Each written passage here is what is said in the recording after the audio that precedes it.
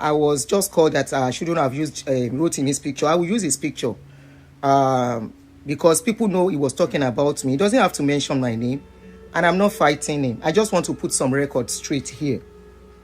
Mi ò ń ṣe bójú. No, mi ò mọ bójú ṣe. I don't know how to do mago. No. It's either I'm for you or I'm not for you. And it's either you are for me or you are not for me. Can you guys hear me? I mute it purposely. Share bombing sing. Can you guys hear me now? Can you guys hear me now?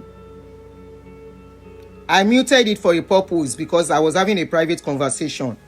All right, so for those who don't know Rotimi is somebody I met on social media as a brother on this journey of liberation. Remember when I started, everybody know, even though I didn't start with pastor, but people know me to be talking about pastors, okay? When I see their video, I will carry it and I will talk about it. And I started talking about my experience too. And I think another pastor that I went personal with was Mommy Gio. I was the one that released that Mommy Gio's video when she went to Dubai. And I did it, and I told everyone the reason why I did it then. My sister was stuck in her church and is still stuck in her church till date. And I know what has been going on with that, my sister. And because of that, I went for her personally. Apart from talking from the church to the church I went to, about the church I went to, which is RCCG, I don't think I've ever gone personal with other churches other than when I see their video on social media. Like every other person, I carry it and analyze and I move on into other topic.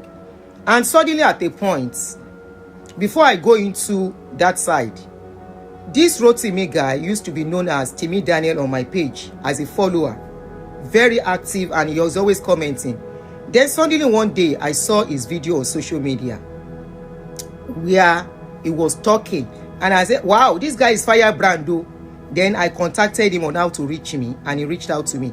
I said, I have a page. You have a good, you are learned and you are speaking facts. And he told me of his experience as a member of RCCG as well. He was a member as well, what he went through and all of that. I said, oh, please be part of this move. And he said he has a Facebook profile. I said, open a page. Page is better. He said he doesn't know how to open a page. I said, okay, let's do it now. Do you have another video? He said, yeah. Another phone? He said, yeah. I said, oh yeah, do it this way, and we open the page. And anytime I see him share a video, put out a video, I will share it on my channel. Then one day I called him and I said, Rotimi, I think probably I saw a comment of Funke Asekun on his page. I said, Rotimi, please be very careful on this Facebook so you don't get into trouble. I said, Funke Asekun is going from page to page. I said, be careful, oh, don't let them put you in trouble, oh. I said, because personally, I don't know what she's fighting for. And I've listened to some of the things she said. To me, I can't run for you guys. I have not done you guys anything wrong other than speaking the facts and refusing to be pushed or moved or dragged into what is not my business. And that is why when I see that a particular topic is becoming so controversial, I move away from it. Go to the personal issue. So I thought Rotimi, I took him as a brother. I took him as a kid brother, and I was guiding him along. And I said, Rotimi, please be very careful. Iwo daru call me, but and the people who picked the video know you were talking about me, and they tagged me to it. So this one that I said, I should not use your picture for what? Lo picture me, to ba fe lo picture me, I don't care. Ke bu o le tu fe bu mi. Tẹ́tí wọn ti bú mi lórí social media. Tinubu gan bú lórí social media. Tinubu Trump wọ́n bú. So what's the big deal? Ẹni tó bá jẹ́yàn ó di dandan kan drag ẹ ni wọ́n bá. Ẹ wo. So as I was talking, I now said, what you are doing is beautiful. You know, I now say you can start using a platform too to speak. Even though I have reservation about the way he goes about it, but that's his own way. And I can't tell an adult how to do things. You understand? And what is the reservation I have? When he wants to talk, seriously. I will still even be joking with him. You know, but I know he was speaking some facts with some serious violence, with his own way of doing his own things. So I called him. I said, please be very careful about and the way you deal with these people. I mentioned 2 people. Oh, Daruko Enikeji, so I won't mention the second person as well. But in Bishen, sorry, as I'm talking, people know the second person I am talking about. I said, you know why? Our mission on this social media, individually, we may not know. So don't let people drag you into what is not your own, so you won't get into trouble. I said, no matter if you are doing blogging, blogging has limitation and there are laws guiding it. I said, if you pick anything on social media and speak about it, you are very okay. But if you have to help people to fight personal fights, I said, let them be sure they are spewing facts before they drag you into it. And that was from about 4 years ago. 4 years ago, no be today, 4 or 5 years ago. I now said, especially Funke. I mentioned Funke's name. Money, especially Funke Asekun. I said Funke Asekun is fighting MFM for reason best known to her. I said a lot of people. I said this case is not a small case. So by then, court cases has not even started then. But me, I envisaged that the way they are going about everything, I know it was going to end up in lawsuits. So I called him as a brother. And I said, please be very careful. Be very careful about the way you bring all these people to your platform and what they say on your platform. Many of you remember 2 months ago, when the same Funke came to my page, I was doing my show, showing that I don't support what she's doing. I will never share, you will never see me share a video. She's the one that is always coming to my show, you know. She's the one coming to my show, always coming to come and use my platform to speak. And sometimes I don't want her to speak. Say, Joma, speaker. Most times she begs me to allow her to speak on my platform. And, you know, I call you as a brother, Rotimi, trying to protect you, trying to make sure you don't get into trouble. Because I saw trouble was going to come from what they are doing. He that will allege must have evidence. Go and watch all my videos on pastors. I have never alleged them. I have never. I pick what they say on social media and I will talk about it. And that's why I'm still talking about it today. If they have a case against me, they will have sued me here too in America. And you're not sued on Nicholas on $300,000 now. $300,000 apart from the first $75,000. So what I was saving you from, now you did a show for me. On so pe anti-blogger, Emil anti-blogger, you mention my name. Me on short time, me o de baija. Kon le sọ̀rọ̀ mọ́ láyé ni. Because I just noticed, after I told you that thing, we careful, and the other blogger too. I said, be very careful. I said, I don't want you to get into trouble. I said, our mission on this social media space is different. I said, the other blogger told, Daruko, that I will not mention too. I said, I remember that blogger told me, mo try to avoid that one kokon, but since 30 push me, debe ma sorrow. I said, the other blogger called me one day. I said, Adunni. I said, she said, you don't see what is going on social media. I said, I saw it. She said, come and join the train. Orúkọ Sule njawo. Orúkọ Sule njawo bawo. Kí ni mo fẹ́ forúkọ Sule ṣe? When there are other topics to talk about, everybody following me for everything. Ẹ bá fẹ́ wà honest. I talk on anything trending. Today it can be pastor. Today it can be marriage. Today it can be celebrity. Today it can be politics. That's what I've been doing since I started on this social media. In fact, my first video to go viral was the video of Pastor Kilonje, Pastor Tunde Bakari on politics, not even on religion. That was my first video to go viral. I didn't even have up to 10,000 followers then. The first video I did for Pastor Tunde Bakari as a politics, concerning politics, had over 500,000 views under 1 week. Under 1 week then. Gradually, I now came to the situation where I started talking about my story. And anytime I see any video on social media concerning pastor, I will carry it. So I said, please be very careful. Daughter of Holy Ghost, please. I did what I did and I stand by it and I'm owning up to it.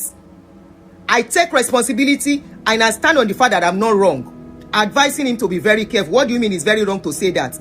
when I can foresee what is going on, when I can see that some of these things are a personal vendetta. Èmi ti rí àwọn eléyìí pé personal vendetta non jà. Shebi she sent me all the evidences. Those evidences cannot be tenable in court. What do you mean? Because I love him as a brother was why I advise him. A lot of people have called me to advise me about people too. Mi ò dé fi torí exchange sí wọn. Mo wà careful ni like they told me. So looking out for somebody ẹ̀ṣẹ̀ ni. Kí n jẹ́ kó get into trouble. Ẹ̀ṣẹ̀ ni. Advising him not to get into stress, into trouble, into lawsuits. Ẹ̀ṣẹ̀ ni. So now see what the video he rolled out. Tí mo fi ń sọ̀rọ̀. Ẹ má pè mí o, anybody má pè mí pé kí n má sọ̀rọ̀ o. And this anti-blogger called me and said I should never have anything to do with Funke Asekun. I should not allow her to be on my page. I should not allow her to use my profile. Daughter of Holy Ghost, I will mute you. Ṣó ti gbọ́? Àbí ta ló sọ̀rọ̀ yẹn? Daughter of Holy Ghost, ma mute ẹ. I know the angle you are coming out to talk from. Kí ló ṣe máa fi ọ̀rọ̀ Doris compare ilé mo Benija. So did I fight anybody because of Doris? Did you see me fight anybody that advised me because of Doris? I told him he has a right to continue or not to continue. But kò ní pé mi ò sọ fóun. And today I hope he likes what is going on. What do you mean by that? What do you mean by that? There are people that called me about Doris. I explained some things to them and they say, okay, auntie, if that is the case. She wants to torí ẹ̀ mú mi lọ́tà, want to torí ẹ̀ bá mi jà. I am the anti-blogger you are talking about. Rotimi dárúkọ mi ṣọ̀tá ẹ. Mention my name. I won't fight you because of that. I'm not fighting you. Kàn lè jọ ṣe mọ́ láyé. Because I was looking out for you for doing what I did as a big sister ni. Mi ò mean harm to you. And I will never mean harm to you. I know what is happening. Mo mọ nǹkan tẹ́tí mi ti gbọ́.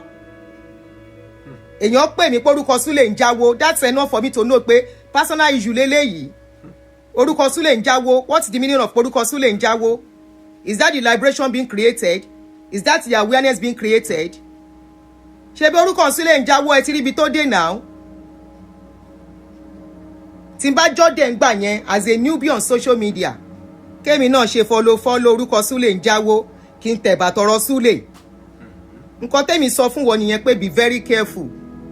Sọ nǹkan tí mo sọ tó bá dẹ̀ record mi kó gbé síta. I remember everything I told you. Gbé síta kó play ẹ̀ káyé gbọ́. I said be very careful. What you are seeing is bigger than you. Má tẹ̀rí sí. Má bá wọn tẹ̀rí sí. Tó bá rí video lórí social media, pick the video and talk about it. Create awareness. Mi ṣe wàyí about. I was supposed to do video of pastor today. 2. Mo dẹ̀ yìí máa ṣe. 1 for Papa Adeboye, 1 for Kilo Lohun jẹ́ Ibiye Omi. I saw it on social media. Under the law, I have not done anything wrong. That was what I told you to be doing. So ó fi pé mo fẹ́ ṣèkà sí ẹni. Ó fi wí pé mo ṣàbòsí. No, mi ò ṣàbòsí.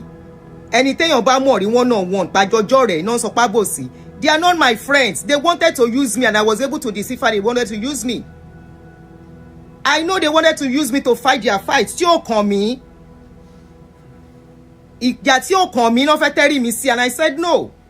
They sent evidences of video. The same evidence that she didn't want to send to me 3 years ago. When she saw that her voice was not loud enough, she was sending to me this year. Kí n fi ṣe kíni. And when I saw those videos, I know she was going to get into trouble. Wọ́n tí lọ sí court. I saw those videos when ẹ gbà mí. Evidence, this is the evidence this lady wants to go and tender in court. Èmi mọ̀ pé ó máa kànràn. Mo mọ̀ pé ó máa kànràn. Evidence nìyẹn. Evidence that rojú àwọn tí nǹkan ṣẹlẹ̀ sí. Evidence that the people that this thing happened to, they will never come out and say it's them. When tójú bá dojú kòrò, when the court say bring them out, will they answer? They will never answer. Ìyẹn evidence. Ìyẹn ni kémi lọ fi sọ̀rọ̀. Ọ̀rọ̀ Otobo àtàlímà that are full grown adults tán lọ dóko. Sorry for no Yoruba speakers, mi ṣe lè sọ̀rọ̀ ni mo ṣe ń sọ yìí. Otobo àtàlímà tán lọ dóko. Tán lọ gbowó lọ́dọ̀ pastor tán dóko ń bẹ̀. Tọ́rọ̀ wọn ò wá wọ̀ tán levy pastor tí ò lè fún wọn lówó wọn tán wá bọ́ta. Ìyẹn ni kémi gbẹ́nu sí kí n máa pariwo. Ipe èèyàn kan ń dóbo as a pastor. Kí dídó lòbò àwọn náà gbóbò lẹ̀ fún tó fi dó. Èmi ò ń ṣòpònú mi ò ń ṣọ̀dẹ. Mo mọ ìjà tí mo máa ń jà. Mo mọ ìjà tán bá lọ́dọ̀ ọmọdé ń sìn máa sọ̀rọ̀. Adé pariwo justice o, justice. Tí Dorcas àbí kí lórúkọ ọmọ tẹ́ fẹ́ lúròpù wọn mi lọ́rùn tí Doris. Mo ṣe kẹ́ lè gbọ́ information ni. Nígbà mo dẹ̀ ti ṣe tán mo yọwọ́ mi ń bẹ̀. Ṣé bó ń sunkún kiri lẹ́nu ọjọ́ mẹ́ta rí kí n dá sí. Kí wá máa pariwo Chris Okafor come here, Chris Okafor come here, Chris Okafor, how come Chris Okafor, how Okafor kì í pa person. Kí wá máa sọ bẹ́ẹ̀. Àgbà tí mi ò ṣí èrè. Ṣó pààyàn lójú mi? Question ni mo béèrè. Ṣó pa èèyàn lójú mi? Mi ò ń ṣòpònú. I'm educated. I'm not an illiterate. Ṣó pa èèyàn lójú mi? Come and see how this pastor kpai person and bury person inside his church yo. Kí máa sọ rú ẹ̀. When Doris said it, Sherry kí n bá fẹ́nu sí, kí n bá sọ yẹn. Sherry kí n bá fẹ́nu sọ yẹn. Do I have evidence to that? Never. Mi ò ní evidence mi ò rí. Ohun tó rí ni tó bá dójú ẹ̀ kó lọ sọ fọ́lọ́pàá. Àti court. Òfin wà everywhere in the world. Ṣáwọn tó win wọn ní London àti America náà ní win wọn ní Nigeria. Those are the things I try to save you for. Gbogbo ẹ̀yin tẹ́ bá mọ Rotimi ẹ pè sórí fídíò yìí. The same thing Oluwalo. When Oluwalo's case was going on, you guys tried to drive. Gisha, you, some of your followers came to me. Auntie Adunni, did you see what is going on? Oluwalo's kidika. Oluwalo, when you were alone, Oluwalo. And I was seeing it. A family matter ni kí ló gbénu sí. Ọkọ àti ìyàwó ń jà, ìyàwó sá lọ fọ́kọ. Kí máa bá yín pariwo fi ìyàwó ẹ̀ ṣọkọ, ó fi ìyàwó ẹ̀ ṣòwò. Kí bá yín máa sọ rú nǹkan bẹ́ẹ̀ yẹn. Mi ò lóyà sáwọn ìkà. Mi ò lóyà fáwọn tó fẹ́ use me. I'm not loyal to you. I don't know you. No, don't that and no peace. She's alábòsí. Yes, alábòsí ni mí. I'm more loyal to myself, protecting myself. Kẹ́ má kó bá mi. Èèyàn lẹ kó bá yẹn, marriage ẹ ti dàrú. Ó wà lẹ́wọ̀n lẹ́yìn tí marriage tún dàrú. Lórí wípé use ẹ̀. Òun ó wà bí tó ti ń sunkún lọ́wọ́. Ó wà ní prison. Ó wà kirikiri níbi tó ti ń sunkún.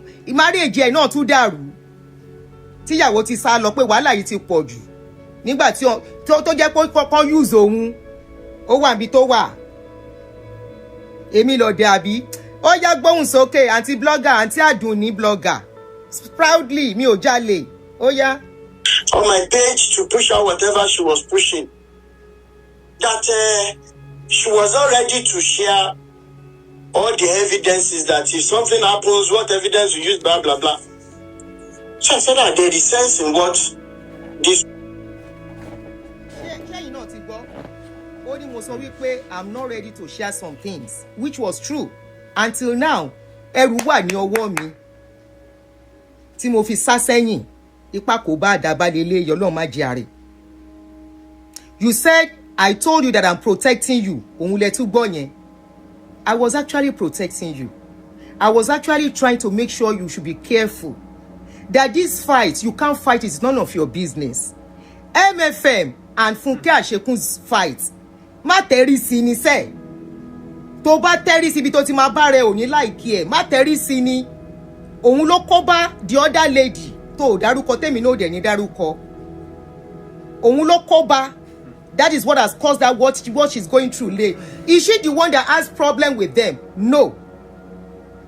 Even if they carry news to Sahara reporter will carry the information. The Sahara will carry the information, carry it once or twice. Why dem máa lọ? Èwo ni àtẹ̀bàtì? Èwo la sọ́sọ́ sọ́tán? Èwo lẹ́jọ́ wẹ́wẹ́ all the time?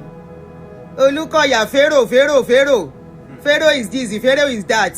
Ṣọmọdé tẹ́ bá ṣẹ̀ṣọ́ pé tọwọ́ bọ̀yàn nídìí. Ṣó bí ọmọ kékèké ló tọwọ́ bọ̀dì kí làwọn náà ń bá ká? Kí ló sọnù lọ́wọ́ wọn? Question ni mo béèrè. How many times ìwọ bá ṣẹlẹ̀ lẹ́ẹ̀kan wàá fọ́ta gbé wàá sá lọ? Tó wá dológun pé ń tọwọ́ bọ̀ wọ́n di gbogbo ìgbà. Question ni mo ń béèrè o. Na question I dey ask. I'm the one that said you should follow him. Bí ṣe wá dọ̀tá Rotimi ní kẹ́ bá mi lọ béèrè lọ́wọ́ ẹ̀. All because I advise him to be very careful. Kó má kó sí wàhálà. The same wahala I don't want him to enter. Kọ́ làwọn kan wọ̀ ń sìn. One is to pay $375,000. Wọ́n bá ta ilé ẹ̀ ṣó pé $375,000. And she has to pay it either she likes it or not. The other one, we all know what is happening to her in Nigeria. This is what I was protecting Rotimi from. I said, Rotimi, be very careful.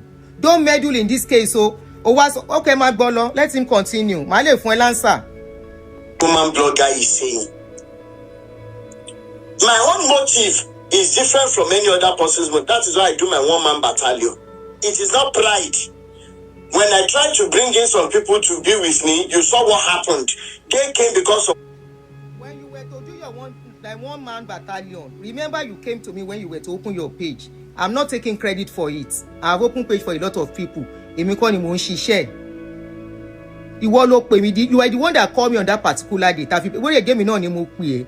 Advice ni mo fún ẹ. It's good. Èmi gan one-man battalion. That's what I'm doing on social media. When I've seen that a lot of people will put you into trouble. I have said it countless times that I don't have alliance with any blogger. I've said it, I've written it. I don't want to. Because I say that motive is different. Intentions are different. Okay? Motives are different. And social media. And I moved away. I said I'm on my own, no, me or anybody real.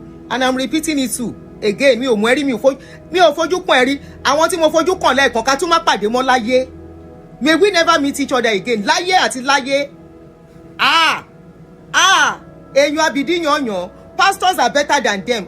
Take it from me. The pastors they are fighting are far, far better than them.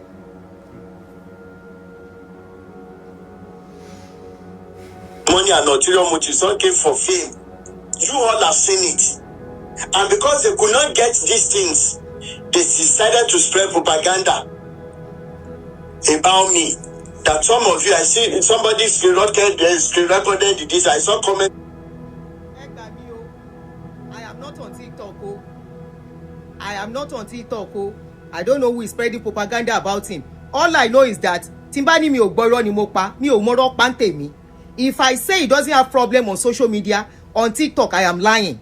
Somebody called me because people know him through me. I was the one that told people, "Eba mi follow àbúrò mi, Rotimi." So somebody called me, say, "Auntie, àbúrò yín, you know, help your brother talk about Oluwaloni." I say, I will not talk about Oluwalo. Oluwalo is, I don't know who is Oluwalo. They say he's a pastor. Is your brother and Oluwalo, they are fighting. Help us to put mouth. They say the woman, the man, he using wife, he take and do juju. I say, how can I put mouth in something I'm not sure of? How do you know? Say he using wife, do juju. They can't send me some clips. I now went on social media to go and check. After checking the thing, I now told the parents, I say, this thing is a family issue. I hope this guy will stop talking about this thing. They say, Auntie, I said, we don't talk again. That person was shocked. I said, I don't know what I did. He blocked me. You know? And there was another woman too that came sometimes I will go to report him to me. I can't even remember what the woman said he did. I said, Ma binu ejo. If you know you can't cope, block him so that you can have your peace. I said, that's the best way. So the person that now came to me now said, later they now told me, he and some people, he kept, I want to post WhatsApp group where ni o ko kan mi o. Ṣé ká ló ń bá mi rìn, màá ti sọ fún má ṣàdá WhatsApp group lẹ̀ o. I will have told him, don't start any WhatsApp group o. They say he started WhatsApp group. What he is putting on my neck now? Ipa wọn kan, wọ́n bóhun jà, wọ́n ṣe kinní kan. How that won't take consign me? Ẹ̀yin lẹ mọ̀ nǹkan tẹ́jọ́ jẹ́. Now na sabi wetin na dey chop together. Wọ́n ní ẹ ṣe t-shirt, ẹ ń ṣe fàájà. Kí n tèmi pẹ̀lú yẹn kí lẹ̀ ń fàájà. Now question I dey ask, o lọ ṣe t-shirt lórí pàǹṣẹ liberation. What's my business with that one? Wọ́n lè ń fàájà. Ṣé ẹ ti fàájà àwọn èèyàn lọ sí church mọ́? Mo ń bèrè ni o.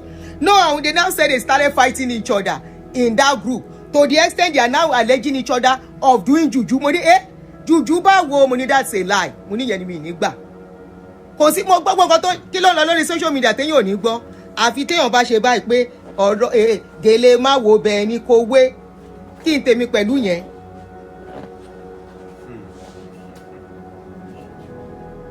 Kí ni tèmi pẹ̀lú nǹkan tó ń ṣẹlẹ̀ láàrin yín? You are doing liberation.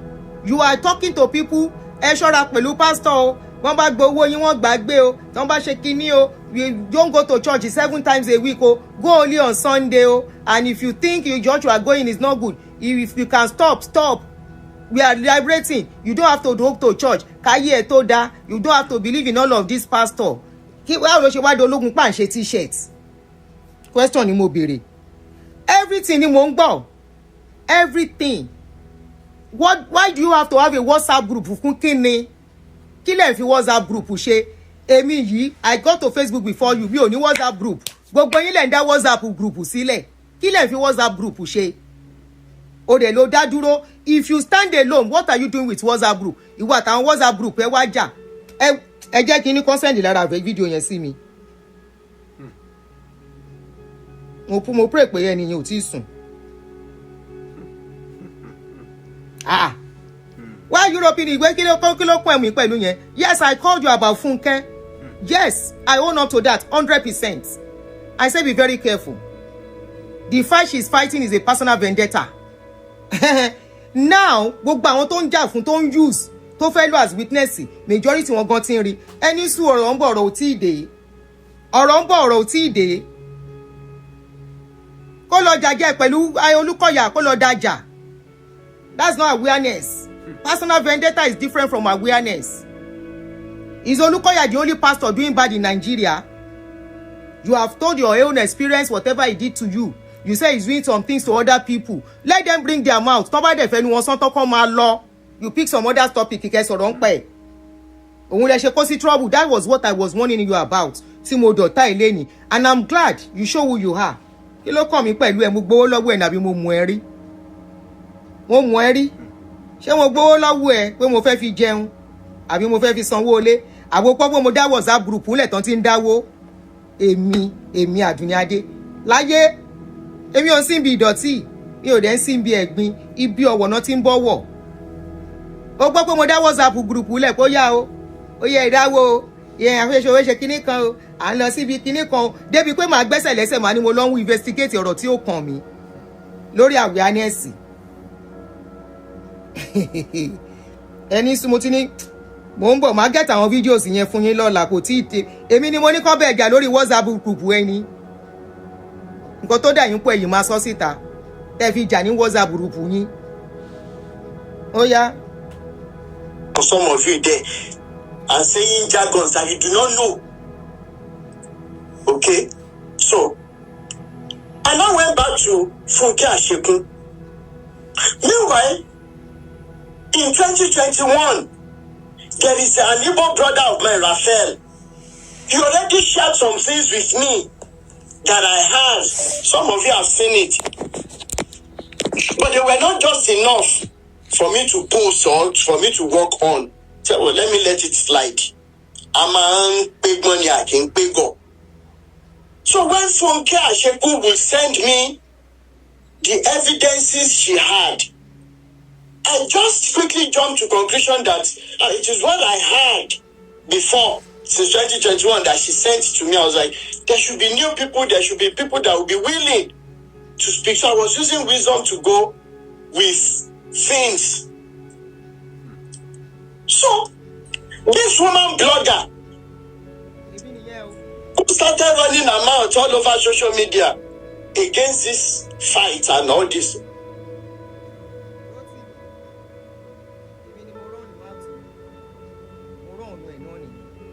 Kí ni wọ́n ṣe lórí social media? Are you not running mouth? Are you not running mouth? Mo rán ọ̀nà ẹni yẹn. Tẹ́rí sọ̀rọ̀ MFM tán bá bí eré. Tẹ́rí sí be doing what Funke is doing tó o bá ní gba lawsuit ní Canada tó wà.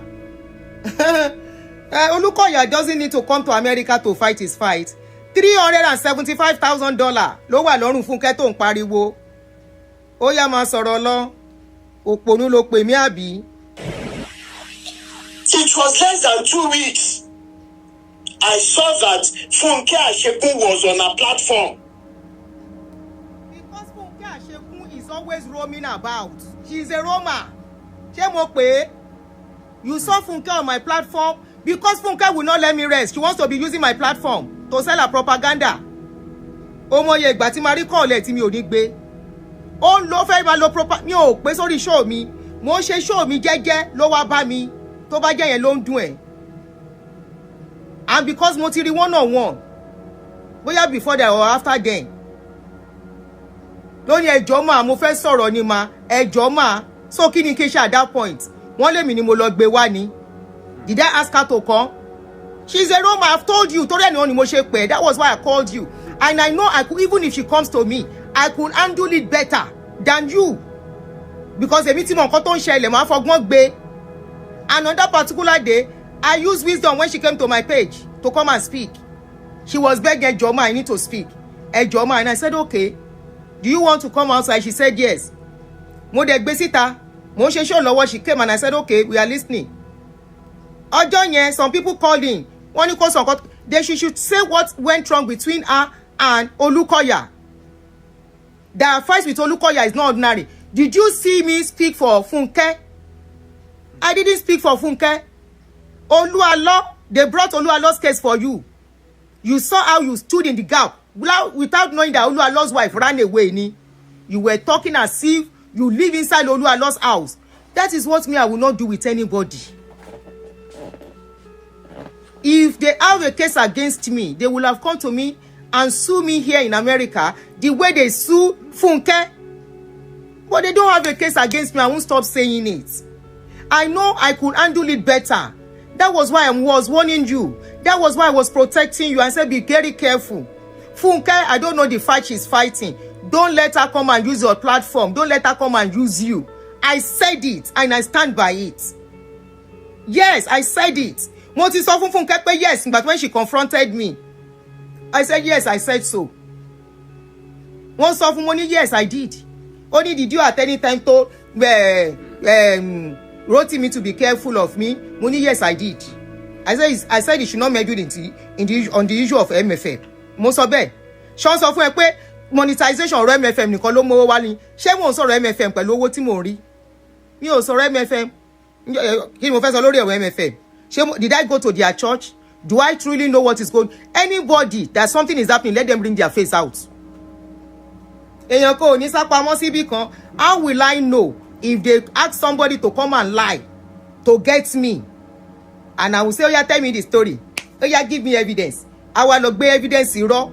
The kind of evidence they gave to Funke. Nikki Funke said evidence it on Funwa. Let her show you the evidences she's carrying about like a moron. Mobu. Let her bring it and show it to you. She says she's educated. Ohun náà joyè Omotosho lawyer. Ó gbé for sorry, apologies to Nnamdi Kanu follow. I'm not referring to me. I'm sorry, I'm using that slogan. Ó gbé lawyer Olóhun náà ti di lawyer. Kò ṣe lọ win ní case. Kò ṣe lọ win ní case. Olo, you said you are learned. Somebody gave you a video of women on the floor. You are not seeing any other person with them. You now show me a toe. You say that is the toe of Olukoya. How will I know that is Olukoya's toe? Moroli toe Olukoya rini. How will you want to convince the judge that that is Olukoya's toes?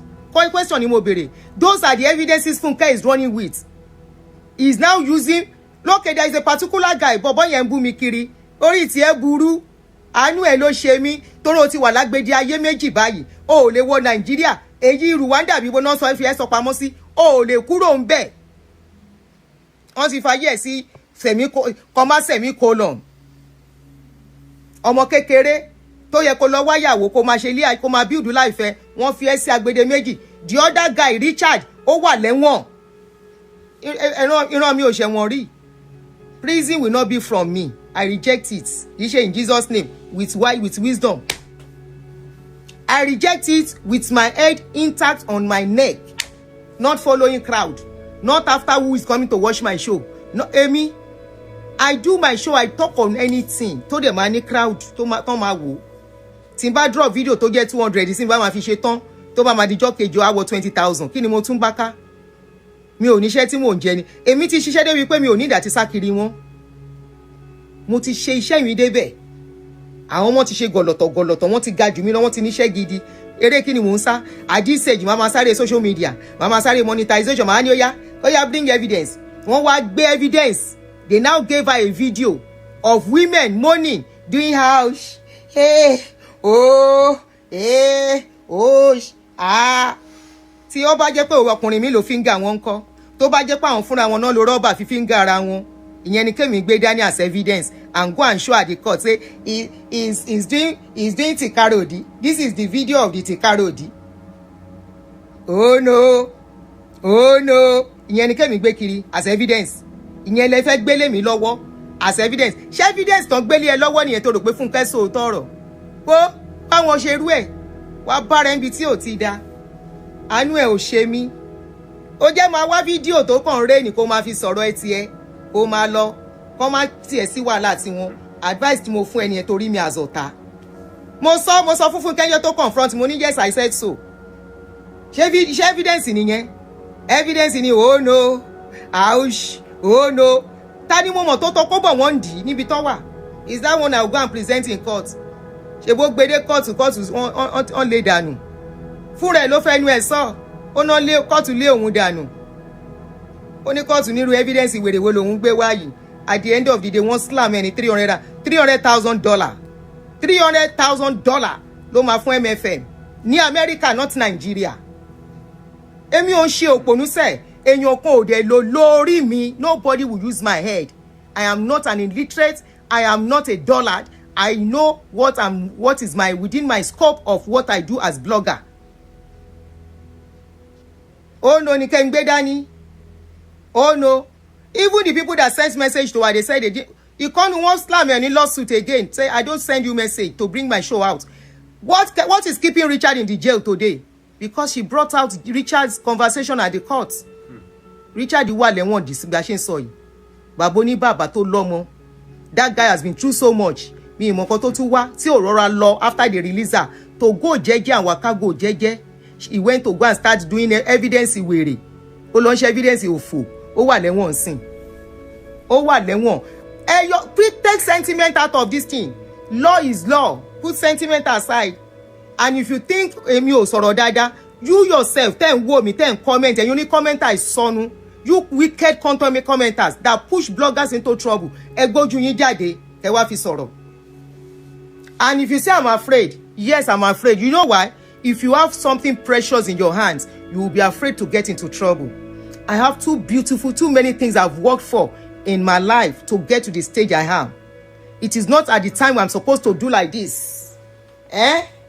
Kí n ṣe báyìí, èmi ni Ọlọ́run ṣe yìí fún. It is not at that time. Èmi á wá kó sínú ibi tí ò yẹ kí n lọ. Màmá náwó tí ò yẹ kí n ná sínú ẹjọ́. Ẹ̀yin lẹ máa rógun ẹjọ́. Gbogbo ẹ̀yin tẹ́ bá ń wá wàhálà fún mi. Torí jẹ́jẹ́ mi mo jókòó. Tí bá ní mi bá yín ṣe gbọ́dọ̀ kó ṣì yín lọ ni. Èwo lẹjọ́ òfò. Èwo la anti vlogger. Anti vlogger. Ẹ̀yàn kéńkéńké vlogger. All this slam any you yourself they've slammed you in Canada with lawsuits. Àwọn slam any lawsuit in Canada. Even in Nigeria wọ́n dúró díẹ̀.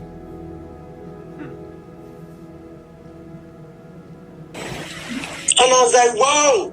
So this woman thinks I am looking for fame or money like they are doing on social media. Is that why she came to me and said I should never allow Funke Asekun?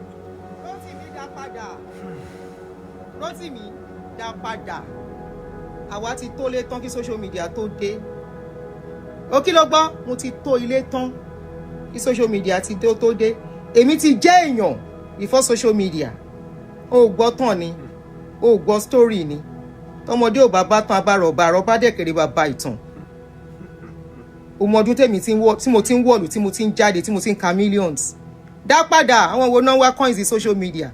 I'm doing this for passion and nothing more. I didn't even know when I came they pay for it. And if social media decides to pay me, do you see me putting account number down? Do you see me raising funds? Do you see me asking for any help? Do you see me asking people to contribute for me? Have you ever seen me do that? Dá padà, ẹ̀yin lẹ ń dá account number lẹ ń dá WhatsApp group lẹ tẹ́ fi ń dáwó. Orí mi kí n dáwó kan dáwó fún mi rí. Tẹ́ bá pè mí alábòsí ni mí torí mi ò bá yín ṣe. Mi ò bá yín hùwà ìkà. Mi ò bá yín hùwà ẹni torí ẹ ò pè. Mi ò bá yín hùwà ẹni tó máa kó sínú wàhálà. Alábòsí ni mí. Ẹ ń ṣe family mi. Mi ò mọ̀ yín rí ẹ ń ṣọ̀rẹ́ mi. I can't be loyal to people I don't know because ẹ lè set me up. Orí social media láti pàdé. Kí wá wọ́ yín mọ́ra. Kẹ́ set me up. I only try to protect and say be very careful. What else did I do? Mo gbowó lọ́wọ́ àbí mo ní kó lọ jalè wá. I'm asking ni o. Ṣé mo gbowó lọ́wọ́ àbí mo ní kó lọ jalè wá? Lórí social media mo ní no, protect yourself. Jọ̀ọ́ ni mo ti ṣẹ̀. I'm asking níbo lẹ ṣẹ̀ kí lẹ ṣẹ̀ mi for telling you to be very careful so you don't get into trouble. Kí ni ẹ̀ṣẹ̀ mi? Kí lẹ ṣẹ̀ mi? Question tí mo béèrè nìyẹn. Other than I said be very careful of these people. I said the evidences they have is not sustainable in court in case anything happens. Tó bá gbé mi lọ court nsìn, tó tabájọ́ àtọ̀ wípé bóyá Nàìjíríà jẹ́ oppression country, tó lè lo oppression when it's a normal court setting, wallahi, wọn kò sí, no pastor can say they will win me in court. I stand on that. In a normal setting, in a sane country, but they came to a sane country, they want them in America, they want them in UK. That should set your brain straight, that you are going into a very dangerous terrain. To use my platform to talk about anybody. So, because I am a man, I don't have time for too much talk. On my TikTok, because the same person when we were talking, how do you people make money on TikTok? I don't make money on TikTok. I don't know how they monetize. Canada is not even monetized on TikTok. Blah, blah, blah, blah, blah, blah. Because it's all about money to them. And all of you are on their pages. So when she told me, and 2 weeks after I saw Funke Asekun on the line, I'm like, is this not the same woman that told me not to allow Funke Asekun to use my platform to hear her opinion? So on TikTok, on Facebook, everywhere, on my WhatsApp, I blocked her off. I cannot be doing this and still be dealing with two-face. People who today... You see life? Do you see life? Looking out for your brother. Looking out for somebody you think you are of like mind. Because that was what I thought. Saying, I say be very careful. Because I say be very careful, also mean you two-face. No, I'm not two-face. I'm four-face. You know, see me. 1, 2, 3, 4. 4 face in one low. 4. It's because I'm using 4 face. Lori mi ṣe pé mo ríran dáadáa. It's because I'm 4 face. Ni mi ṣe get into trouble. Orúkọ Sule ń jáwó. Orúkọ Sule ń jáwó. If they want to bring case, ẹ tún levy wọn. 1 million, 3 million. If they bring case, you will tell them, their name cannot bring money. Orúkọ wọn ò jáwó. Ẹni tí mo bá gbowó lọ́wọ́ ẹ̀rí kó tó fíṣọ̀ lórí péjì mi kó sọ. Àwọn kan dán tẹ̀yìn táwọn tó ń sọ̀rọ̀ wọn rò. Ẹni tọ́rọ̀ bá wá jọ tiẹ̀ ní kó wá dáhùn. Èyí tó ń levy. Orúkọ yín ò jáwó. Orúkọ yín ò lè jáwó. 3 million, 2 million. Na those ones you dey trust. Àwọn yẹn ni kémi trust. Tí gbogbo àṣírí yẹn ti bọ́ sí mi lọ́wọ́. Àwọn yẹn ni kémi trust. I'm not sure the story they are bringing out. Shebi they said they have evidence. Call up present evidence in the court. Àti wọ́n wèrè ẹlẹ́nu bọ̀kú bí ìdí àgbàdo. Tony alábòsí ni mí, wàláhì alábòsí ni mí. Ṣé bọ́ọ̀rẹ́ ẹ ni? Ó dẹ̀ ra tíkẹ́ẹ̀tì kó gba Nàìjíríà lọ kó lọ bá gbé placard. Ẹ fẹ́ kéku. Ẹ ṣe kí ni? Ẹ fẹ́ kéku. Ẹ lè wá kó mi sí wàhálà. I went to read about me ò lọ sí school, but I went to the school of how to learn about blogging. I check it oh gosh, I check it on social media. Ọkọ mi báwo? Káàbọ̀, wá bá mi bu omi jọ. Mo check here. How do you get into trouble if you do blogging? Getting into trouble, the cop is there. Is when you defame and you don't have evidence. Put it orange in muffin. I'll be serious. Rinse it. Okay. You know, when you talk something, you know, see, say BBC self, then they sue BBC. Even though I'm not suing individual, they are suing BBC. Millions of dollars. If you say something, do you have evidence? The people coming with story, let them come and use their mouth. You can see Car Truth.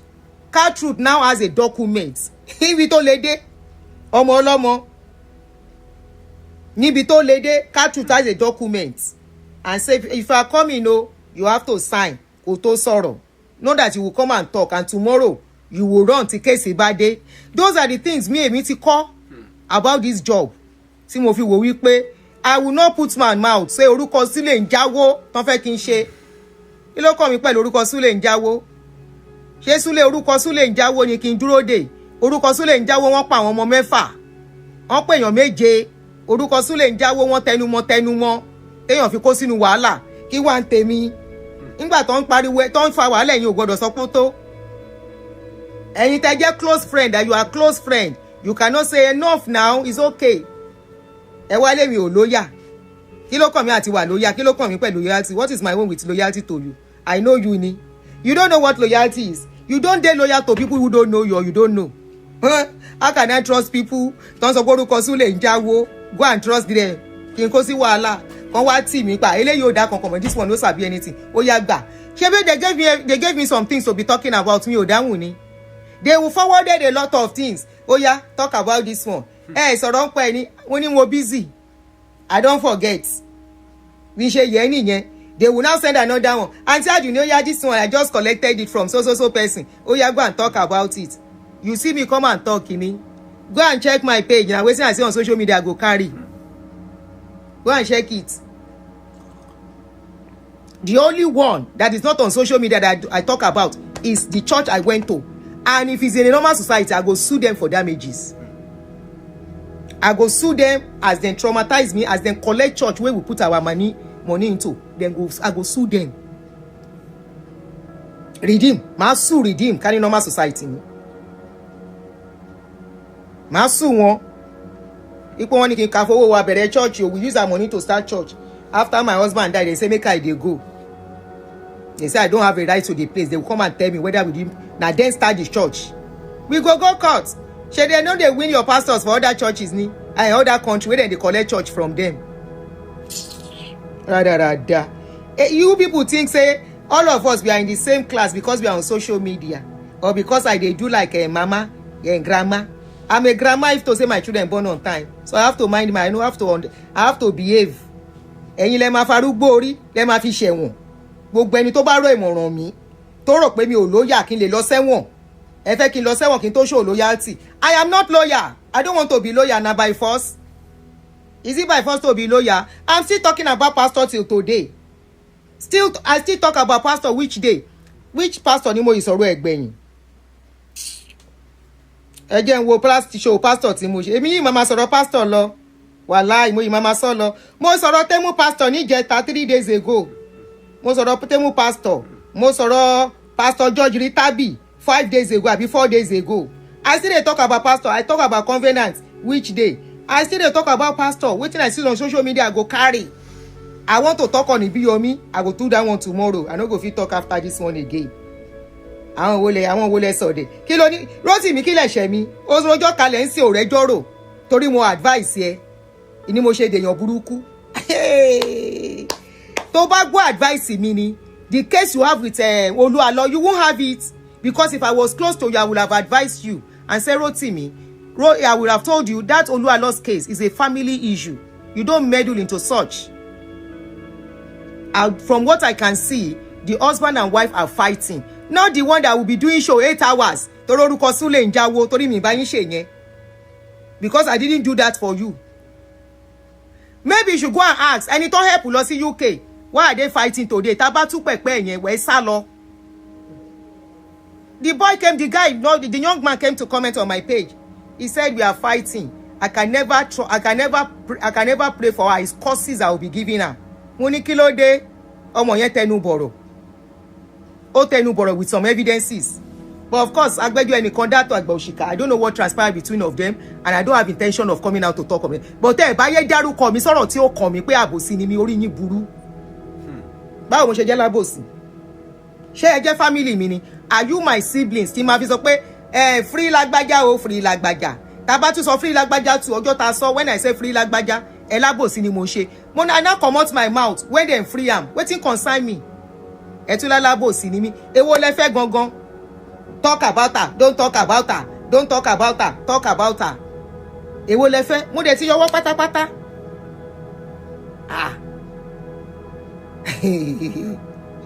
èmi ò ń ṣọ̀dẹ̀ o èmi ò ń ṣọ̀dẹ̀ èmi kọ́ lẹ máa tì sínú kànga gbé kànga sí kànga pérépé kànga wọ́n ti jù sí kànga ẹ wá máa lọ máa jó lọ mò ń wẹ̀ yẹn máa jó lọ mò ń wẹ̀ yín yẹn ọmọ aráyé máa jó lọ wọ̀n ń wẹ̀ yín yẹn àwọn kọ́mẹ́ntà ìsọnù máa jó lọ wọ̀n ń wẹ̀ yín yẹn àwọn oníkọ́mẹ́ǹtì máa jó yọ wọn òun wẹ̀yìn ẹ̀ tán bá ti yẹ́ dénú kànga wọ́n á tún fi bú ẹ o máa jó lọ wọn òun wẹ̀yìn ẹ̀ àwọn ìka dédé àti kọ́mẹ́ǹtà àtàwọn ó ń jáwó dédé èmi lẹ fẹ́ tì sínú wàhálà ẹ wá rí i pé mi ò sínú wàhálà ó tún bí yín nú Adunni rè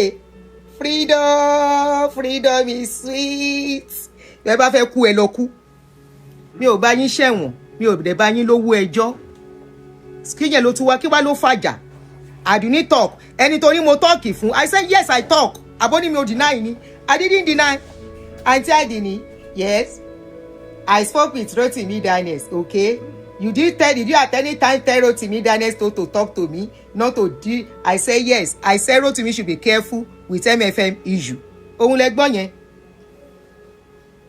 ohun ni mo tún repeat yẹn yes publicly mo sọ ni because I thought I was talking to a brother we were very careful o ọ̀rọ̀ blogging yìí ó ń gbéyàn lọ sẹ́wọ̀n o ó ń ba ayé èèyàn jẹ́ o gbogbo nǹkan tó ṣiṣẹ́ fún ó lè lọ lójú kan o tó o bá ṣọ́ra o ẹjọ́ kí lẹ̀ ṣẹ̀ mí that was 5 years ago you mentioned you saw what she said he said 5 years ago for you to know that I know what I've been doing since I know what I've been doing if they can sue me they will have come here to sue me too even if though I'm going to win they will have tried. You see, they are only waiting for me in Nigeria to use power. Like they carry seeking, they leave seeking now, seeking they there. No, a lot of people are talking about pastors on Nigeria. They are talking about them. Now one guy they carry pong pong, they knock them on the head. He did Nigeria, but when you say, oh my God, another new thing has dropped. When you see me do that one, if I have to say come and see, I no go mention name. I go say no mention name. I no mention anybody name. Now the thing we are here, no mention name. I go code, make you the code. Now how they do for here. If you cannot do code or you're lower, no button. Because there are some things now for inner caucus. Before I say 1, 2, 3, my followers, my faithful followers, they don't understand what I they talk. They don't know who I they mention before I finish talking. Because code oton la ye. Code oton ko ton rara. Mbamu, do you know pastor, that pastor, which pastor? I don't go mention name, but the pastor, he like TV, he do like this, he do like that. Now like this he dey, he be kinekon, lo baton. Instantly, before I say 1, 2, my ardent followers, they don't understand. They don't instantly decode, oh, it's past, and I go, remove the name, I no mention name. So by the time they will carry the video, they want to carry go court. I go say, where is your name in the video? Did I mention your name? Shall I mention name? I don't mention name. I only say one python. What is the name of the python? I don't mention python name. Don't be told I do my nígbà tí mi ò ṣòpònú, mi ò dẹ̀ ń ṣàrìndìn. Àrìndìn náà máa gbé. Oh no. Oh no. Oh no. Màá wá ní python kan ló ń tọwọ́ bọ̀ wọ́n nídìí kí n wá lọ sọ orí ẹ̀ngbà tí mi ò ṣí èrè àrẹ̀sà come and see the video thank you mo lómi jèrè àwọn náà say come and see the video na true Pastor Lagbaja he put hand inside the thing come and see that is Pastor Lagbaja leg that is his leg that is his wardrobe that is his office that is the desk his desk yes I can see it. Ọjọ́ tí ó kó fún mi eléri ibu ìkà. Ẹ rò pé mi ò mọ game. I understand your games. Rotimi wọ́n kọ́ ni mo dẹ̀ ń sọ mọ́ nsìn. Èmi understand the game tó ń play. Somebody that was telling me something. I said where is evidence? She refused to give me evidence 4 years ago. Nígbà tó ti the other lady tó rí pé òun ti tì dójú ikú ó wá bá mi ńgbà yẹn. Ó wá fẹ́ máa wá use mi. The day she will come to my page, jẹ́jẹ́ mi ni mo ń ṣe show me and she called in. The last show I did too, jẹ́jẹ́ mi ni mo ń ṣe show me. I was doing my show. I saw a video of one of their member and I carried it. I'm only egba me. Come and hear wetin I say on social media. And we started talking about it. And she called into the show. Now that day, video where she said she no go give me 4 years ago, she can't release it because people were not watching her anymore. They were bored. Ta ló fẹ́ jókòó fídíò ẹ̀yọ̀kan pastor ẹ̀yọ̀kan lójoojúmọ́ àwọn tó jẹ́ pé wọ́n ní problem sí láyé tèmi ayọ̀ ni, ìgbádùn ni mo wà lásìkò ìgbádùn. Màá wá jókòó lórí pastor kan, pastor kìnì kan, pastor Pharaoh come here every day. Nígbà tí mi ìsínwín, mi lèyàn kankan sí bí ohun kan sọ ni o. Pastor Pharaoh di kìnì kan, màá wá fẹ́ kọ́kọ́ bẹ̀rẹ̀ show.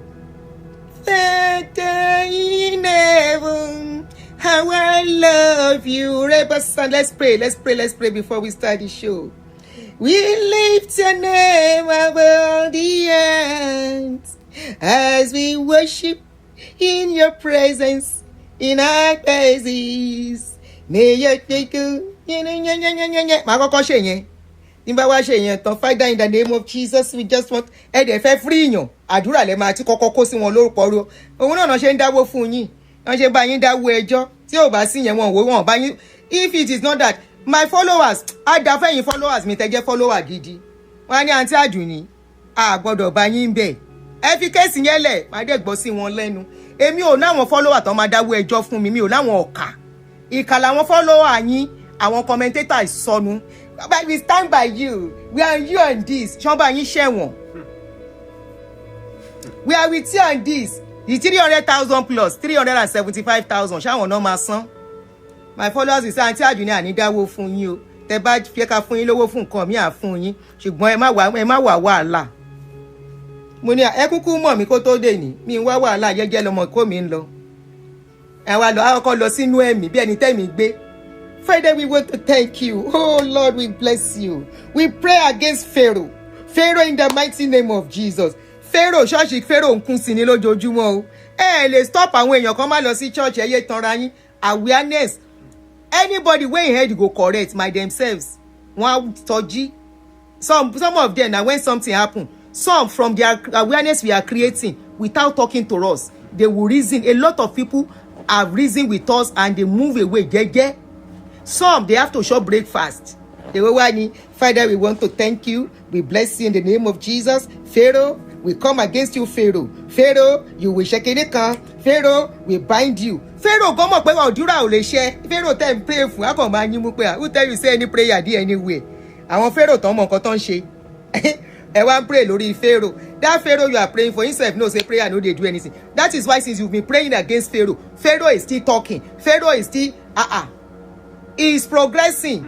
Abi you think say everything where they happen to is disturber. You know why? Pharaoh self no say prayer na wishes. If prayer dey work, you for pray make them no carry you go court. If prayer dey work, you prayed, you fasted for over 1 month, abi 1 week, let them fit gbàdúrà tàbí when you were going to court, they still want you in court. Why the prayer no work for court? Why the prayer no make you win? Why the prayer make the judge throw away your evidences? Pharaoh bí báwo? Pharaoh ẹ̀yin fojú rí Pharaoh rí ni. You dey alive when Pharaoh dey. Abi the storybook wey you sef dey read. You dey come against Pharaoh. We come against you in the mighty name of Jesus. We play the blood of Jesus on you, Pharaoh. Pharaoh, your kingdom will crumble.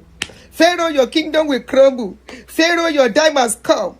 Pharaoh, your hand has come. Pharaoh, in the name of Jesus, you will not go forward again. Pharaoh, you will not see tomorrow. Pharaoh, you will not shake it. Pharaoh, you will not shake it. Pharaoh, gbogbo ayé ń lọ ó ń tọ̀ síwájú. Ẹ yé tanra yín. Ẹ yé tanra yín. Ó dàbí kéèyàn máa lóhùn gbàdúrà kí Paul Trump má jà. It's like you are praying make Trump no fight. If he wake up tomorrow now, when he high in head knock, he go say, Nigeria want to come and fight tomorrow. You now use the same method to cage your followers. Ẹ wá dá WhatsApp group sílẹ̀ kan máa dáwó, ẹ máa jàjà tí ò nídìí, ìjà tí ò ní destination. Wọ́n dẹ̀ ń dáwó ní WhatsApp group. Owó inú òtútù, owó inú ògùn, débi pé èèyàn kan dá $4,000.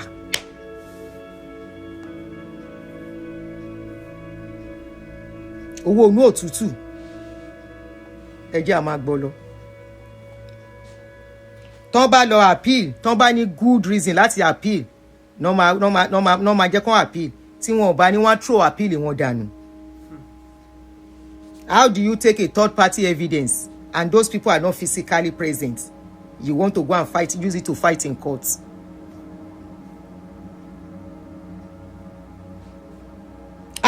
light up àbí she wants to start her own church. That was what me I saw. Tí mo fi bá Rotimi sọ̀rọ̀ o, mo rí pé nìyí eléyìí fẹ́ dá church sílẹ̀ ni now. Ó fẹ́ dá church sílẹ̀ ni ó fẹ́ máa ṣe bí àwọn Funke jóbèlè kò wá rí ṣe. Tó gbẹ̀lẹ̀ mi monitor tí mo kọ́kọ́ fojú wò tí mo wo lẹ̀ pé kí ló ń ṣẹlẹ̀ ní 5 years ago àbí 6 years ago. Those are the things I saw nígbà yẹn pé eléyìí fẹ́ dá church sílẹ̀ ni now. Eléyìí fẹ́ gba customer àwọn ọ̀gá ẹ̀ ni. Ó fẹ́ gba customer àwọn kò wá rọ́nà lọ. Wọ́n ti ní ìjà kan ti tẹ́lẹ̀. Nǹkan tó ń ṣẹlẹ̀ láàrin wọn ò tí ì sọ síta. Kò dẹ̀ lè ṣe é sọ. Ó yá Rotimi round up pẹ̀lú ọ̀rọ̀ ẹ̀.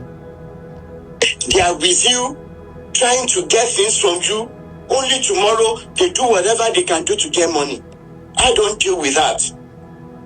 So Funke Asekun, you will know when you I know you will say maybe I cut you off. I didn't cut you off. Today you're knowing the truth. The person you confided in. Go confide in me. Wambi Rotimi, she never confided in me other than what I'm seeing on social media that she wants to drag me into. And I step back because I saw her for who she is. She wants to have a church. She wants to start a church too. It's not working. She already had some fight. You want to ask her, this same Funke Asekun tó ń jà fún. You want to ask her why she left a church 3 times. She was going and going and going and coming and going and coming 3 times. You want to go and ask her. You want to go and ask her what they said about her. Wípé mama once lived with this man for years. Jẹ́ kán lọ yanjú ọ̀rọ̀ wọn, gbé ẹnu ẹ kúrò ńbẹ̀ kò kún ẹ. O tó bẹ́ẹ̀ láti tẹ́rí sí. Tó bá dé tó bẹ́ẹ̀, ìwọ bọ́ síta kó máa sọ̀rọ̀ wípé Pharaoh, má pè Pharaoh bí ṣe pé o, pé lórúkọ ẹ̀ gangan. Olúkọ̀yà get in here. Kí wọ́n náà máa wá sọ wípé wọ́n ló ti káròdì. Right ní evidence. Ya make sure pé òun sneak ìwọ Naija ni. Tọ́n bá dẹ̀ ká wọn lára, wọ́n wá ká ẹ mọ́ Canada. Wọ́n ṣe wá ká òun náà mọ́ America. Kò jù bẹ́ẹ̀ lọ. Wọ́n wá ká ẹ mọ́ America. Ọlọ́run ò ní jẹ́ kémi gbé gba agbára. Èmi ò ní joyè Bambiala lórí social media. Àṣírí ààbò Bambiala ẹ fún wa lówó ẹjọ́ Bambiala àṣírí ààbò Bambiala ẹ fún wa lówó Bambiala ká fi fight pastor èmi ò ní bá yín ṣe yẹn lórí pàǹṣẹ liberation at awareness kí ló lè tó yẹn. There are so without even mentioning any pastor, there are ways you can do a lot of topics. I think I did that of recent. Tí mo ṣe, I did a video of recent where I did a video and I spoke about a particular topic. Let me see. Where I still related it to pastors and churches. I did of less than a week or 2 weeks ago. If I can see it. You know, I did it few days ago too. Stop losing yourself. Respect is part of it. I eventually related it to it. Faith is that no. Okay, faith, that was a pastor that spoke there. That was Pastor Yinka. Less than 2 weeks ago, I spoke about him. Ṣé pé mi yin sọ̀rọ̀ pastor lọ mo sọ̀rọ̀ Tolu Odukoya of recent ton fẹjọ́ ẹ̀sùn mi tí mo dẹ̀ ní Tolu báwo ló ṣe jẹ́ orí kin tú bọ́ta padà kí máa sọ Tolu come in here. But as Tolu come in here. Hell no. Mo ti sọ nǹkan tí máa sọ mo ti move on. Ìwọ̀ntúnwọ̀nsì lèyàn ṣe nǹkan. There are so many of it tó yẹ pé mo ti ṣe irú ẹ̀. I didn't mention pastor, but everything still boils down to going to church and dealing with pastors. Okay, this is another one. Nigerian pastors doing too much. You know, so many. Tí mo máa ṣe bẹ́ẹ̀ tí mi ní forúkọ pastor kankan sí. There are so many ways you can do. Like, is it liberation or you are fighting a personal fight? Fighting a personal fight is different from. Then these people that you want me to fight for. Can I ask you? When I came out to talk about Redeem, I spoke about my experience. Did they ever carry my video to talk about it? No. Despite the fact that I came with my face to speak. You told him we pay personal vendetta no fight. You want to go and ask Ikara àwọn tó ń jà fún why they have to go and meet Sile? That Sile should come and pay certain amounts. That is extortion. Tó bá ra mọ́tò fáwọn kan tó gbowó ta ló máa gbowó fún ṣe báwọn ló máa gbowó fún. The same thing tó léèyàn kan ṣe wọ́n gbowó fún yẹn ò gbogbo owó jíṣẹ́ tí wàhálà fi ṣẹlẹ̀. Ẹ get rárá here Rotimi ó jẹ́ má gbà kú oníkúkú. àfi tó bá láyé nìkan ló máa tẹ́rí sí má gbà kú oníkúkú yẹ kí Fúnkẹ́ lọ sọ́ọ̀tà rẹ̀ mo tuntun sọ Fúnkẹ́ lè máa wò mí sìn kó lọ sọ́ọ̀tà rẹ̀ ìkà ní májèó tiẹ̀ òun ló ti lédi yẹn débi tó dé ó pẹ̀lú àwọn tó ti débi tó dé lénìí òun ló ti ìkejì ẹ̀ torí wọ́n jọ wà lórí ọ̀rọ̀ yẹn wọ́n ṣèwé àwọn méjèèjì náà ṣèwé lórí ẹ̀ lórí pé and create awareness àti liberation wọ́n ṣèwé tó wọ́n tún dákẹ́ wọ́n láwọn evidence okay evidence yẹn kọ́ lọ show ẹ̀ ní court unfortunately ìjà ka wọ́n Nàìjíríà tíjà bá ka wọ́n Amẹ́ríkà wọ́n á máa lọ court wọ́n á máa dé nínú kò sẹ́ni tó máa tì mọ́lé that's the only angle tí mo ti rí everything ti wrong nìyẹn but do they have right to sue her? Yes they do. Either her alleges must have evidence to back it up. They must have evidence. You are calling somebody's name. Ito ò bá porúkọ wọn is a different thing tó kàn code wọn kò wá allege wọn pé nǹkan báyìí la gbọ́ o. Àwọn go lè wá bẹ́ẹ̀ wípé ó dárúkọ àwọn ó dárúkọ wọn then you have to bring out evidence tó bá ní concerning them tó sọ pé wọ́n ṣe yẹn wọ́n pààyàn wọ́n rí ọmọ mọ́lẹ̀ wọ́n rí ọmọ wọn kinní kan wọ́n ṣe kinní kan sí kinní kan yóò wá ń bẹ̀ torí àwọn kan wá sọ ó jẹ́ má kọjá yìí ẹ oníkí Fúnkẹ́ kó èmi láwùn fún Fúnkẹ́ I told her pé mi ni yes I said it wọ́n sọ fún kò lè sọ pé mi ò sọ fóun now because I learned this video was yesterday Fúnkẹ́ will have told you pé mo sọ fóun àbí kò jábọ̀ fún ẹ I told her I said yes I did and I said it's to protect him from what is going on now but unfortunately he saw me as a bad person mo sọ fún Fúnkẹ́ that was what I told her yẹn o ti bá yìí rí mẹ́sẹ̀gì yẹn tí n bá tí clear fóònù mi because fóònù mi yìí máa ń ṣòṣì ń bọ̀ o màá kà sí tàbí ṣe sọ oh shoot mo lọ ṣe mistake pé sorry o that was a mistake I didn't mean to call you o aha mistake ẹ jẹ́ sáré sọ fún pé mistake ọwọ́ mi lọ tẹ play a lè sọ̀rọ̀ mọ́ láyé ó ní mákàlùkù máa lọ kó wàhálà yín síwájú mi ò lẹ́mi wàhálà. All right, this is what I told her when she came. She said, only just getting to know that you want Rotimi Daniel to stay away from me. Rotimi and I were friends and suddenly started ignoring my messages and spoke against me on his show. I was bewildered. I never knew you were the one that poisoned his mind against me. I've always meant well for you and supported your platform with full force. Oh, support it for me. You never supported my platform. You used my platform and I corrected her instantly.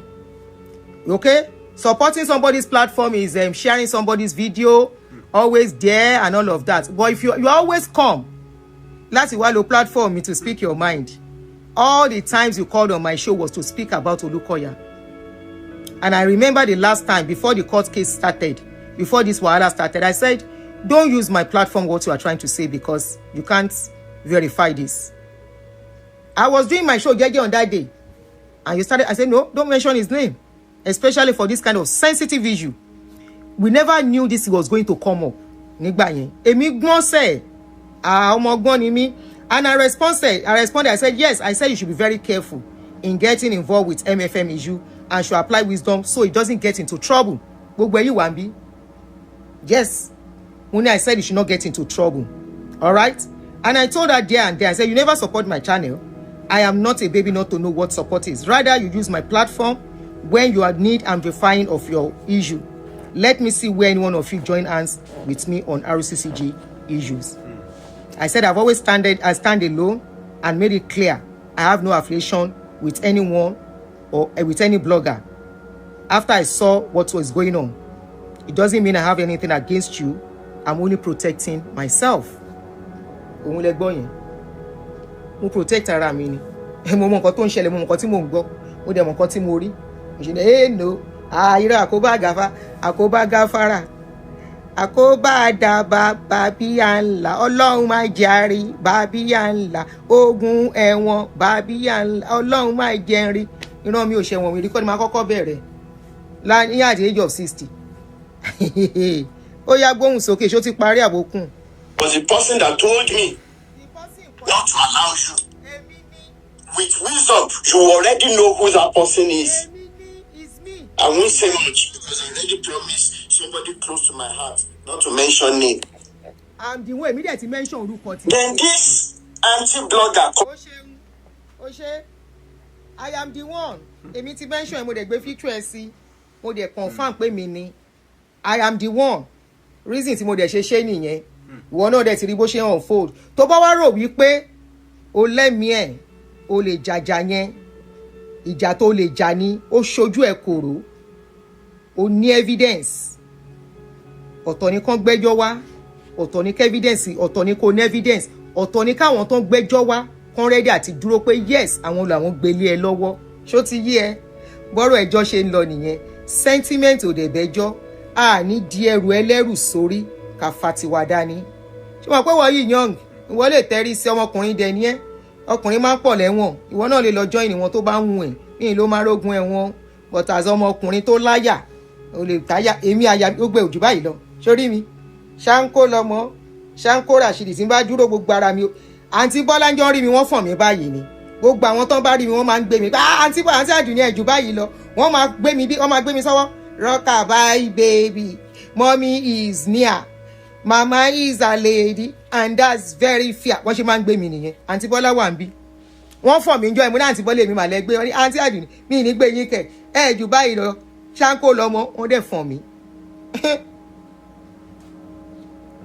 mi ò jù báyìí lọ ẹ̀wọ̀n ò dá fẹ́ni tó kéré ẹ̀wọ̀n ò dá fẹ́ni mélòó ni mí irú ẹ̀yin ló dá fún ẹgbáyà sí irú mi ni kí n lọ tẹ̀rí and if you say I'm afraid I am very afraid mo ti sọ tẹ́lẹ̀ you know why I'm afraid I have my children there I will not do what will cause my children pain I will not àwọn ọmọ mi they don't have papa I'm the only one kí n wá tún lọ sí ẹ̀wọ̀n kan má rí mi àwọn ọmọ yẹn mọ̀ ṣe wà yẹn in a day wọn lè má gbóhùn mi tó ń bá lọ bí iṣẹ́ wọn tún text message mommy are you okay bí iṣẹ́ ń ṣe iṣu ẹ̀ tí àti rí àwọn méjì náà ti wọlé wá are you fine I'm fine so wọ́n ṣe wà yẹn wọ́n ṣe jádọ́ọ̀tì yẹn àwọn kan ìyá wọn kan ni mi gbọ́dọ̀ fi wọ́n lẹ̀ ẹni ẹlẹ́ni ò ní gbà ṣe mi ṣe èmi ò ní sínú àwọn olórí burúkú tí wọ́n ń dáwọ́ ẹjọ́ we are there for the children are fine àwọn ìkà àtúnikọ́ bẹ̀bẹ̀ ká ṣe ká bẹ̀bẹ̀ initially tọ́rọ̀ yìí bẹ̀rẹ̀ mo lè mi ready àti bọ́ta ká bẹ̀ wọ́n ká kó gbogbo ọ̀rọ̀ tá a sọ jẹ́ ẹ lálábòsí ni mí mo ní I'm ready tó bá yẹ ká bẹ̀bẹ̀ all of you were here mo ní if we have to beg on this case mo ní I'm ready ká ṣe fídíò wọ́n ní alábòsí ọ̀rẹ́ iṣẹ́ who told you the children are fine wọ́n fine dáadáa àwọn tèmi ò ní fine tán bá rí mi my own will not be fine if they don't see me yes they are full grown adults but ibi tó love ya wọn dé ibi tó love mi dé èèpà èdè ò lè go by kán má gbóhùn mi ibi tó love mi dé nìyẹn so ẹ má bínú èmi ò ń jàjà tí mi ò mọ̀ díẹ̀ mi ò dẹ̀ ń gbẹ́rù ẹlẹ́rù sórí kí n fa tèmi dání they didn't teach me like that màjàmásá náà fi kọ́ èmi náà máa kíkanjú lógun akíkanjú tó bá mọ̀jà tí ó mà sá kí náà sọ pé ó máa ń ṣẹlẹ̀ sí wọn máa ń bógun lọ ni èmi Àdùnní Adéòdè wà ní bógun lọ lágbára Ọlọ́run àsìkò tó bá yẹ kí n lọ ní lọ mi ì ní gbẹ́rù ẹlẹ́rù ẹni tí mo ṣe nǹkan fáwá wà á ṣe falàlà kò ní dá fọwọ́ burúkú tí gbogbo yín fẹ́ dá fún mi ẹni tó bá lòun máa rẹ́dí àti dáwó fún mi kí n ṣẹjọ́ kòun ni òní ní sinmi ńlẹ̀ ayé ẹ̀ òun lẹ́gbọ́ yẹn ẹ sùn sínú yàrá yín ẹ máa dáwó ẹ máa ti àwọn èèyàn gọ́ọ̀gọ́ right there we are with you girl we are supporting you ẹ rò pé wọ́wọ́ kọ́mẹ̀ntì yín èmi ò fi orí pípé ṣe ni ńgbà bá kúrò tán máa ní ẹ̀ máa gbá àwọn ọ̀kà ẹ jẹ́ ń pe àbúrò mi kí n sọ nǹkan tá a máa ń discuss bá ṣe ṣó tán àwọn sùn mo ti pé kò gbé kọ́ ẹ jẹ́ ń filẹ̀ the day I called her mo ní àbúrò tí n bá ti ṣe ṣó tán àwa pè má lò ó máa gbọ́ a ní àǹtí alákòóbá ni gbogbo wọn mìíràn èmi náà mọ̀ pé wọ́n náà rí bẹ́ẹ̀ the same thing I told you was what I told Aproko the same thing ni mo sọ fún Aproko video tún ṣe dáadáa ju video ẹ lọ náà bí o ṣe kíní lórí YouTube she's doing very well how many kíní lórí subscribers mo pe Aproko jókòó ńgbà tó máa bẹ̀rẹ̀ bó ṣe advice mi lèmi náà pé jókòó mo nábùrò bye èmi ni mo ní ká Aproko bẹ̀rẹ̀ blogging èmi tí n bá wo contribution on my show màá ní kó má lọ I told her I said bro wọ́n náà lọ sí page yẹ go and open your page aunty báwo mo ní go ahead ṣé o ní YouTube channel olóhùn ni o ní YouTube name account olóhùn ni ó yá let's do it pápápápá àdẹ̀ ti ṣe ó yá I send materials ni màá send materials sí tabari nǹkan nípa pastor àjọ discuss ẹ̀ màá send sí mi n bá máa sọ bí mo yìí pé léyàánú àbíjọ òun nábùrò má ṣe show yìí o particular show kan mo pè mo ní don't do that show kò ṣe wá sọ wípé mi fẹ́ kóhun make owó she knows I love her she knows I'm looking out for her just like I loved you from the beginning and I was looking out for you I said don't do this show má jẹ́ kó má dáhùn o tó bá ṣe show gbà mí tí mo rí wípé show yẹn kankan ṣẹlẹ̀ màá pè àbúrò change the topic, change the title of that your video, something is wrong. Ìmí màá sọ fún pé nǹkan báyìí èmi náà mo máa ń delete video, ó yá lọ delete nǹkan kan ti ṣẹlẹ̀ nìyẹn, má kó gba page ẹ jẹ́, má kó ba channel ẹ jẹ́. That's how I look out for her. Abiyamọ ni èmi, mi ò ṣèkà. Owó wo ni mo fẹ́ rí lórí social media this age tí máa ta conscience mi? Owó mo fẹ́ rí lórí social media this age tí máa ṣe rádaràda? Owó mo fẹ́ rí, èmi ò greedy, mi ò dẹ̀ ní plan àti nílé síbí sọ̀hún that many of you are chasing. Wàhálà ẹyọ kan tí mo ní àti ẹyọ kan tó wà Nàìjíríà ò ti tó mi. Ẹyọ kan tí mo ní síbí tí mo dẹ̀ ti ń plan kó tó bá dé stage kan mo lè downsize gan kí lọ ra kí náà ń pè 2 bedroom condo kí mélòó kí la gbé wá sáyé kí la fẹ́ gbé lọ sọ́run. Èmi ò pọ́n sanwó lórí social media tèmi fi wà mo ń make owó mi dáadáa. Mi ò tí ì bẹ̀rẹ̀ social media, mi ò tí ì máa gba owó gidi lórí social media tí mo lè sọ pé mi ò gbowó, mo ti ń gbà bọ̀ tí mi ò tí ì gbowó gidi ti fi ra lé mi. Tẹ́ ẹ bá lówó social media mo fi ra lé. Abeg Mary making it like as if it's all about social media or as if I'm doing competition with him. Somebody me I was looking out for so that he doesn't get into trouble. Somebody I was looking out for so that he doesn't follow, they don't push him or use him and he will get into trouble. See what he's telling me today. Wa lo block ti block ìwé dànù. Ṣé wọ́n pé ìgbà tó ti block mi mi ò ron jẹjẹ. Ìgbà tó ti block mi mi ò rìn mọ́. Ìgbà tó ti block mi ayé ọ̀tá mi ti bàjẹ́. Àbí I block on WhatsApp, I block on Facebook, I block on kinikan, I block on kinikan. So àti gba yẹn mi ò dẹ̀ ṣe show mọ́ abórí. When you block on TikTok and you no mi ò tẹ̀ sí lórí TikTok but they block me lórí TikTok I don't know. But mo ko block mi lórí WhatsApp. I was wondering kí ni mo ṣe fọ́mọ yìí. What did I do? Why did he block me? I was like anyway, he must have his reasons. Mi ò rí ti ẹ̀rù mọ́ láti gbà yẹn. Ó wá lò ó dárúkọ mi náà why tó ń bẹ̀rù àti dárúkọ mi ṣe máa pẹ́ ni mi ò lè pẹ́ mi ò dẹ̀ lè ṣe nǹkan kan fún ẹ kọjá nǹkan tí mo ṣe yìí náà. Ẹ má sọ fún mi pé kí n má gbé picture ẹ o ọ̀rọ̀ tẹ́ sọ lẹ́ẹ̀kan yẹn sister mi ó bí mi inú kí n má gbé picture ẹ torí pé kí ni kí n máa sá fún ọmọ ẹgbẹ́ àbúrò mi kẹta àbí kẹrin. Mo mọ̀ pé mi ló ń bá wí mo lè má máa jà lórí Facebook mo lè má máa dá wọn kan lù kí wá ṣe bí òun yìí. What they want to sell to social media will not let them to. Èmi ò ń ṣe alábòsí but I refuse to get into a fight that I don't understand. I refuse to get into a fight that looks like a selfish fight. The same way some people have gotten into it and today they are in trouble. Richard wà lẹ́wọ̀n ẹ̀ tí ẹ rántí Richard mọ́ náà àbí kò sí lẹ́wọ̀n. Richard has been a free man for so long doing his things. Ohun rẹ̀ now tó máa lọ sí show tó máa ṣe gbogbo ẹ̀. Tó bá mọ̀ ni kí tẹ̀ tí lórúkọ máa yẹn Richard kí ló ń jẹ́ náà? Ayọ̀túndé or something, yeah, Ayọ̀túndé. Máa ń gbàgbé orúkọ máa yẹn. Bọ̀bọ́ yìí ti ń ṣe dáadáa now. His last post was March 2nd. Àtìgbà yẹn náà ti gbé going to 2 months. Why? Because he was ẹni tó yẹ kó ti free tó yẹ kó máa lọ jẹ́jẹ́ fọlọ́run ti yọ òun nínú wàhálà. Whatever went wrong with him and after kóun náà fight personal vendetta. Because tí o bá ń ṣe personal vendetta o ti sọ nǹkan tó ṣẹlẹ̀ sí ẹ o ti sọ ní social media àwọn ti bẹ́ẹ̀ dá sí o ti apologize at a point o ra máa lọ tiẹ̀ jẹ́jẹ́ tó bá tiẹ̀ wá gbé story ẹ̀ fún blogger wisdom lèèyàn ń lò irú nǹkan báyìí ló ń yẹ kí majority wá sọ̀rọ̀ fún blogger mu because when bloggers don't know when to draw the line they don't know how to fight the fight pé okay people can bring their story so as not to even jeopardize their lives ẹ rò pé ìwà labroad àwọn tó wà Nàìjíríà wọn ò matter now you have put them in trouble. A young boy Adewale Ajimisogbe, it took us to raise money on this my page live and any problem here to rescue that boy. Abẹ́yìn lẹ sọ wọ́n kọ́ ọ̀tẹ̀. Adewale Ajimisogbe, ọmọ 24 years old, just because he saw his story. Tí ó mọ̀ pé wàhálà story lòun gbé. Of course, they oppressed him because he's in Nigeria. Tó bá wà bí wọn ò lè ṣe nǹkan kan fún, they will tell him to delete it. Well, you are not even looking at people in Nigeria that are not protected. It's because you are protected. If not, what is you want say one? Well, you are here. They only slam you with fine $375,000. Ẹ lọ san. Owó tẹ́yin wáyé tí yín wá san nìyẹn. Ẹ bá dé appeal, ẹ lọ sanwó lawyer náà. Ẹ tún máa sanwó fún yẹn ni. Èmi ò lówó ẹjọ́ lọ́wọ́. The money I'm making is to eat and wear my ìwọ̀nba tí mo bá lè afford and look okay. That is what the money I have. Táwọn ọmọ mi bá máa ṣe ìyàwó kí n rówó ná níwọ̀nba, kán bímọ kí n rówó spoil àwọn grandchildren mi. Owó tèmi ní lọ́wọ́ nìyẹn. Èmi ò lówó lọ́yà. Wọ́n sọ fún pé lọ́yà ibi tọ́rọ̀ lọ́yà tún burú sí that you don't know. Ọwọ́ tún kanwọ́ lọ́yà tún work against yín. Tí gbọ́n yẹn rí ni. ISB dà ní lọ́yà ń bá lọ. Lawyer will now advise you, yeah, do this. Wọ́n tún fi bá tiẹ̀ jẹ́ sí. Èmi mọ gbogbo yẹn. So àdèwàká jẹ́jẹ́. Ìmọ̀ wọn ara ẹni ní lékè ọgbọ́n ẹni. Okun gbọ́ Yorùbá dáadáa. Rotimi. Mo mọ̀ pé wọ́n ti pè sí YouTube mi. Àdìsá yín ríra wa lórí YouTube. Ìmọ̀ wọn ara ẹni ní lékè ọgbọ́n ẹni tí ò bá mọ̀ wọn ara ẹ̀ akàbùkù. Ìwọ̀n ara ẹni ní lékè ọgbọ́n ẹni. Èmi mọ̀ wọ́n ara mi. Mo mọ bí ṣe tó, bí mo wọ́n ṣe kùn. Mi ò mówó tọrọ.